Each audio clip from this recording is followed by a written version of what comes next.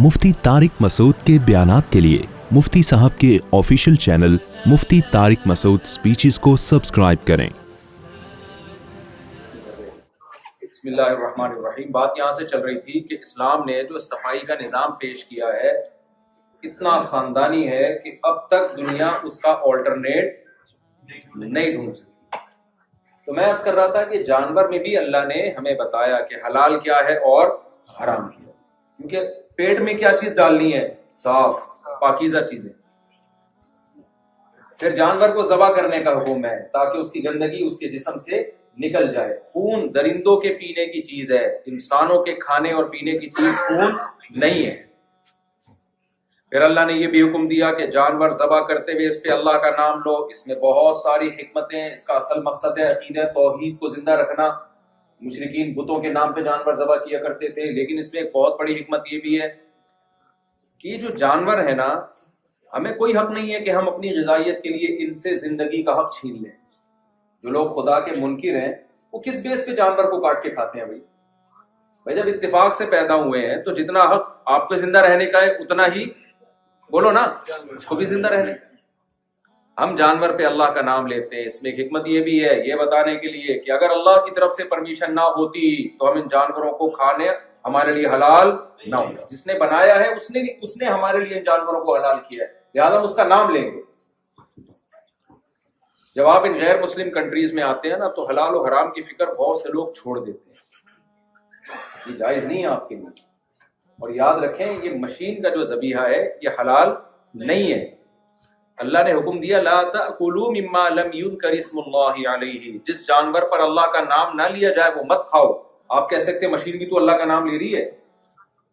कुरान ने हमारे लिए 3 किस्म की कौमों के ज़बा करदा खाने को हलाल करार दिया है। एक मुसलमान, एक यहूदी और एक ईसाई, जो अपने मजहब पर को फॉलो करते हो।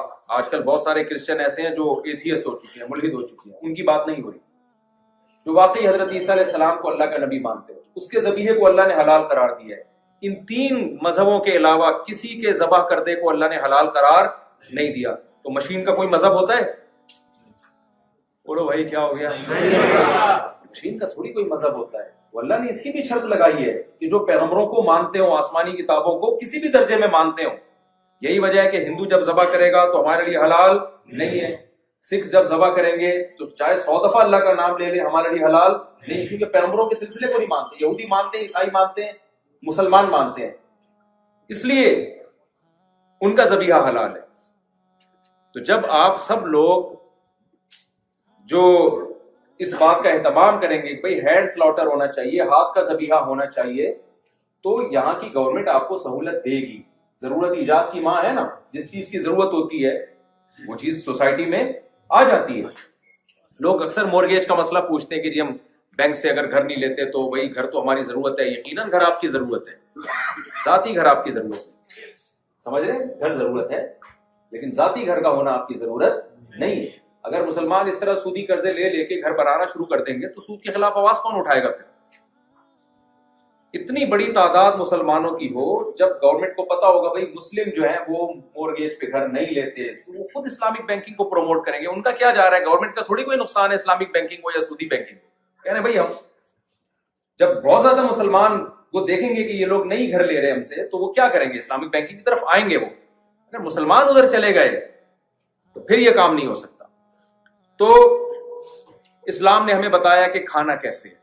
दूसरी सबसे पहले पेट को साफ रखना है। फिर नजासत की दूसरी किस्म है कि चोरी का माल ना हो, हराम तरीके से कमाया हुआ ना हो, ये भी नजस है। मिसाल के तौर पर आपने आपे जमजम की 2 बोतलें पी हैं लेकिन वो चोरी करके लाए थे आप,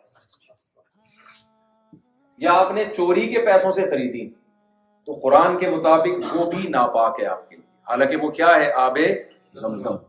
लेकिन चूंकि हराम माल से खरीदा गया है तो नबी सल्लल्लाहु अलैहि वसल्लम ने फरमाया हराम का जब एक निवाला इंसान के जिस्म में आता है उसकी ना दुआ कबूल होती है, अल्लाह उसकी नमाजों से बरकत और नूर, हदीस का मफहूम है, खत्म कर देते हैं।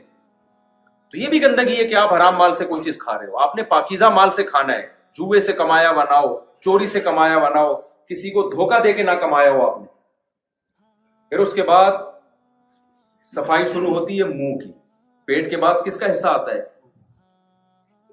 آج دنیا نے ٹوتھ پیسٹ اور ٹوتھ برش ایجاد کیے ہیں، لوگوں کو اویئر کیا جا رہا ہے بھائی دانتوں کو صاف رکھنا چاہیے۔ 1400 سال پہلے رسول اللہ صلی اللہ علیہ وسلم جو نہ لکھنا جانتے تھے نہ پڑھنا جانتے تھے، اس زمانے میں جب لوگوں میں دانتوں کی صفائی کا رواج نہیں تھا، اس قدر مسواک کا اور دانتوں کو صاف رکھنے کا حکم دیا کہ اس کی نظیر ہمیں ماضی میں کہیں بھی نہیں۔ ایسی تہذیب کہ آپ باہر سے میلے اور دانت آپ کے گندے ہوں تو جو کچھ بھی آپ کھا رہے ہو کیا وہ پاکیزہ ہو سکتا ہے؟ وہ صاف ہو سکتا ہے؟ صبح اٹھتے ہوئے مسواک ہو رہی ہے، رات کو سوتے ہوئے مسواک ہو رہی ہے، ہر نماز سے پہلے مسواک ہو رہی ہے، اور کمال کی بات یہ کہ دنیا سے جاتے ہوئے بھی مسواک ہو رہی ہے۔ ارے بھائی اب تو دنیا سے جانے کا وقت ہے۔ آپ کسی بھی عالم سے پوچھیں کہ بھائی نبی صلی اللہ علیہ وسلم نے دنیا سے جاتے ہوئے سب سے آخری عمل کیا کیا ہے؟ بھائی دانت صاف کر کے گئے۔ یار ایسی تہذیب ہے بھائی۔ یہ جو فرعونیوں کی لاشیں دریافت ہوئی ہیں 4000 سال پہلے، میں نے خود بی بی سی میں رپورٹ پڑھی ہے کہ ان کے دانتوں پہ جو تحقیق ہوئی ہے اس سے پتہ چلتا ہے پوری قوم میں کوئی بھی کمبخت ایسا نہیں ہے جو دانت صاف کرتا ہو۔ سمجھ میں آ رہی ہے بات؟ ان کے دانتوں پہ جو تحقیق ہوئی ہے نا اس سے پتہ چلتا ہے کہ پوری قوم میں کوئی بھی کمبخت ایسا نہیں تھا جس کو دانتوں کی صفائی کی تو، حالانکہ بادشاہ تھے، رائل فیملی کے لوگ تھے، ان میں تو صفائی ویسے ہی زیادہ ہوتی ہے، دانت کوئی بھی صاف نہیں۔ دانتوں کو صاف کرنے کے بارے میں جو رہنمائی ملی ہے لوگوں کو وہ پیغمبروں سے ملی ہے۔ موسیٰ علیہ السلام مسواک کیا کرتے تھے، ابراہیم علیہ السلام مسواک کیا کرتے تھے، یعقوب علیہ السلام، یوسف علیہ السلام، جن کا بھی پیغمبروں سے لنک ہے ان میں تو آپ کو مسواک اور دانتوں کی صفائی نظر آئے گی۔ جن قوموں کا پیغمبروں سے رشتہ کمزور ہو گیا ان میں جب تک سائنسدانوں نے یا ڈاکٹروں نے اس کو پروموٹ نہیں کیا ہے اس وقت تک ان میں دانتوں کی صفائی کا کوئی تصور نہیں تھا۔ سمجھ میں آ رہی ہے کہ نہیں آ رہی ہے بات؟ تو منہ کی صفائی 15 دفعہ منہ کو دھونے کا حکم دیا اسلام نے۔ فجر ہم پڑھتے ہیں تو وضو میں کتنی دفعہ کلی کرتے ہیں؟ 3 دفعہ۔ پھر ظہر میں 3 دفعہ۔ 5 نمازوں میں کم سے کم کتنی دفعہ ہو جائے گا؟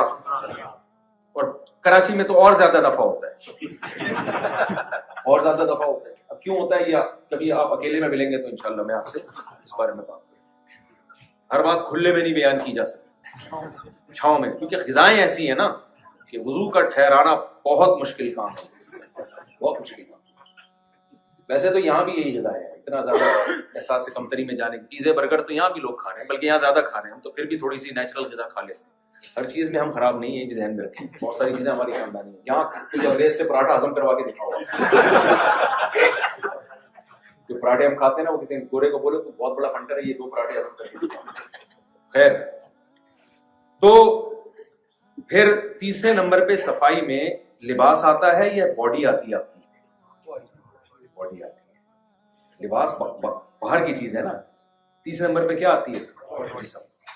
نبی صلی اللہ علیہ وسلم نے دن میں 15 دفعہ منہ کے دھونے کا حکم دیا ہے، قرآن میں ہے۔ 15 دفعہ بازو، 15 دفعہ پاؤں، 1 دفعہ سر کا مسا اور کانوں میں مسا۔ اس کے علاوہ آپ صلی اللہ علیہ وسلم نے فرمایا حق علی کل مسلم ان یغتسل فی کل اسبوع مرۃ او کما قال صلی اللہ علیہ وسلم، ہر مسلمان پر لازم ہے کہ ہفتے میں کم سے کم 1 دفعہ وہ غسل کرے۔ یہ اس قوم کو غسل کرنے کا حکم دیا جا رہا ہے جس کے پاس سب سے مہنگی چیز پانی تھا۔ عرب میں پانی، آج بھی پیٹرول سستا ہے بھائی، پانی کیا ہے؟ مہنگا ہے۔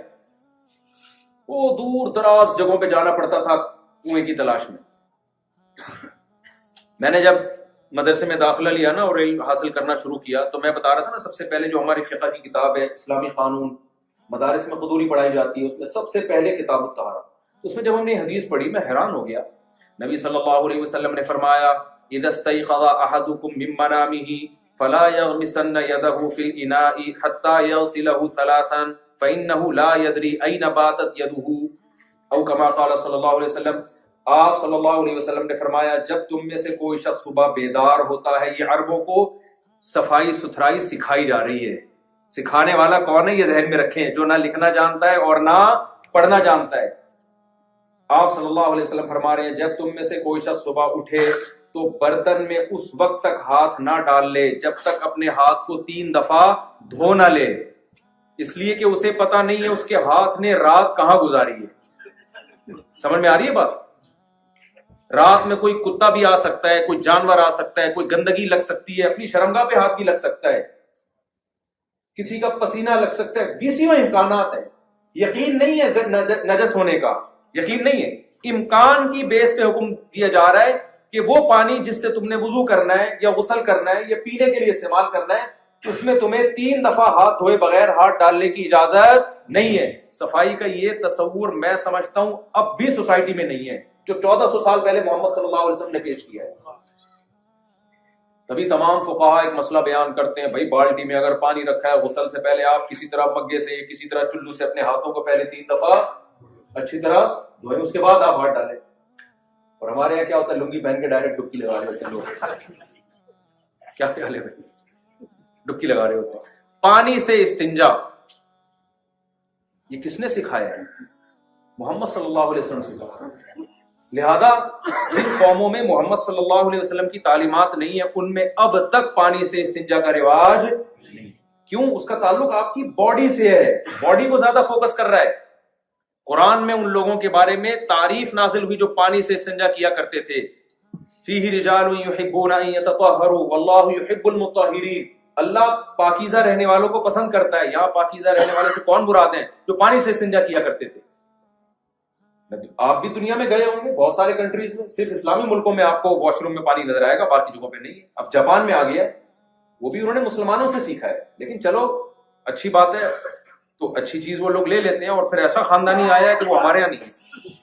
جاپان تو پھر جاپان ہے نا، آدمی ایسے ٹیکنیکل سسٹم ہے کہ آدمی بس نہلا کے دودھ بڑھا کے ایسا لگتا ہے کہ صدیوں کے گناہ معاف ہو گئے۔ ان کی تو مشینری ہے نا کہ ہر چیز بٹن دباؤ بس۔ ابھی کیا، میں آپ کبھی جائیں جاپان تو پھر آپ کو پتا چلے گا کہ جاپان کے واش روم کیسے خاندانی ہو گئے ہیں۔ تو پانی سے استنجا سکھایا، پھر غسل سکھایا، غسل جنابت دنیا کی کسی قوم میں نہیں ہے۔ پھر ہمیں یہ بتایا رسول اللہ صلی اللہ علیہ وسلم نے فرمایا 10 چیزیں پیغمبروں کی فطرت ہیں، ان میں بہت سی چیزوں کا صفائی سے تعلق ہے۔ اس میں آپ نے فرمایا ناخن تراشنا۔ آج ہماری خواتین کے چنگیز خان کی طرح بڑے بڑے ناخن ہوتے ہیں، اس کو سمجھتی ہیں کہ بڑے بڑے اچھے لگ رہے ہیں۔ بھائی یہ فطرت کی وقت سے بغاوت ہے، یہ نیچر سے بغاوت ہے۔ آپ کو کھانے میں بھی تکلیف ہو رہی ہے، اور پھر تمہارا ہوگا کیا اگر تمہاری بیوی کو غصہ آیا اور اس نے ناخن چھپو دیا۔ لوگ اپنی بیویوں کو کہہ رہے ہوتے ہیں ناخن بڑھاؤ مجھے پسند ہے، غصہ آ گیا اور اس نے گھونپ دیے آپ کے اندر۔ یہ نہیں، بہت معذرت کے ساتھ خواتین کو میں کہوں گا، بھائی وہ زینت اختیار کرو جو فطرت کے قریب ہے۔ کس قدر ٹینشن ہے آپ بتائیں، ایک ہفتہ ناخن بڑھ جاتے ہیں، ہر وقت انگلیوں میں الجھن ہوتی ہے کہ نہیں؟ ہمارے تو ہوتی ہے، ایسے الجھن شروع ہو جاتی ہے ہر وقت، یار کاٹے کسی طریقے۔ آپ نے 2 مہینے سے بڑھائے ہوئے ہیں، یہ زینت نہیں ہے بھائی، یہ تغییر خلق اللہ ہے، اللہ کی تخلیق کو بگاڑنا ہے۔ آپ کاٹے ناخن، آپ کو سکون ملے گا، کوئی حسن نہیں ہے اس میں ناخن بڑھانے میں۔ تو نبی صلی اللہ علیہ وسلم نے حلق عانہ، زیر ناف بال کے صاف کرنے کا حکم دیا۔ آپ صلی اللہ علیہ وسلم نے نتف الابط، بغلوں کے بالوں کی صفائی کا حکم دیا۔ دنیا کی کسی قوم میں اس صفائی کا اہتمام نہیں تھا۔ جو ختنے کا حکم دیا ہے اس کی بھی بڑی وجہ صفائی ستھرائی ہے، گندگی نہ ہو۔ یار یہ 1400 سال پہلے تعلیمات دی جا رہی ہے، جو اب تک بھی دنیا کی بہت سی پڑھی لکھی قوموں کو یہ تعلیمات سمجھ میں نہیں آئی، ابھی تک فالو نہیں کیا جا رہا ان کو، کیونکہ ان سب چیزوں کا تعلق آپ کی باڈی سے۔ پھر ہے لباس کی طہارت، کیسے خاندانی احکام دیے، کپڑوں پہ گندگی لگ جائے تو نماز قبول نہیں ہوگی، اور 5 ٹائم نماز پڑھنا آپ کی ذمہ داری۔ جب 5 ٹائم نماز پڑھنی ہے تو کپڑے ناپاک رکھ نہیں سکتے آپ۔ پھر گھروں کو صاف کرنے کا حکم دیا، فنائے دار گھروں کے باہر کی صفائی کا حکم دیا۔ ابو داؤد کی حدیث ہے، آپ صلی اللہ علیہ وسلم نے جوڑوں کی صفائی کا حکم دیا غسل کے دوران۔ یہ جو جوڑ ہوتے ہیں نا، آپ کو یاد ہے بچپن میں مائیں واش روم میں لے جا کے جب نہلاتی تھی تو کیسی لڑائی ہوتی تھی نا پتھر سے، مجھے اب تک وہ پتھر یاد ہے، ہماری اماں گھستی تھی یہاں گھٹنوں۔ تو اب تو وہ سب سیٹ اپ ہی ختم ہو گیا، اب تو ڈیٹول ڈالو سب ختم، تیزاب نہ آ جائے ڈیٹول کی جگہ، مجھے ڈر یہ لگتا ہے۔ تو نبی صلی اللہ علیہ وسلم نے جوڑوں کی صفائی کا حکم دیا۔ تو میں اس موضوع کو سمیٹ رہا ہوں، صرف ایک طہارت ہی کا نظام اسلام کا دیکھ لو نا، اس کا آلٹرنیٹ آج دنیا میں کسی کے پاس نہیں ہے۔ سر کے بال سے لے کے پاؤں کے ناخن تک ہر طرح کی طہارت، ہر طرح کی طہارت. اس کے بعد پھر آپ